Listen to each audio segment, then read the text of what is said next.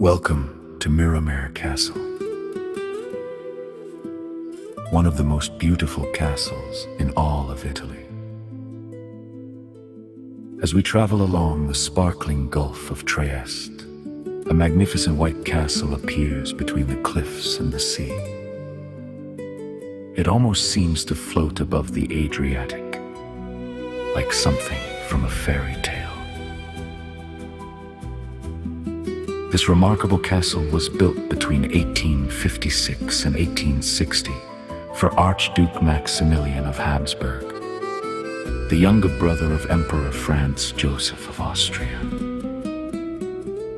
Maximilian dreamed of creating a peaceful home away from the busy imperial court. He personally chose this dramatic coastline, where he could enjoy sailing, nature, and breathtaking views of the sea.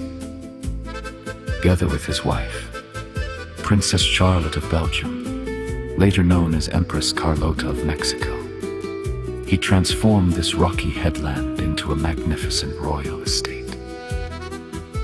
Surrounding the castle are beautiful botanical gardens covering more than 50 acres during his naval voyages.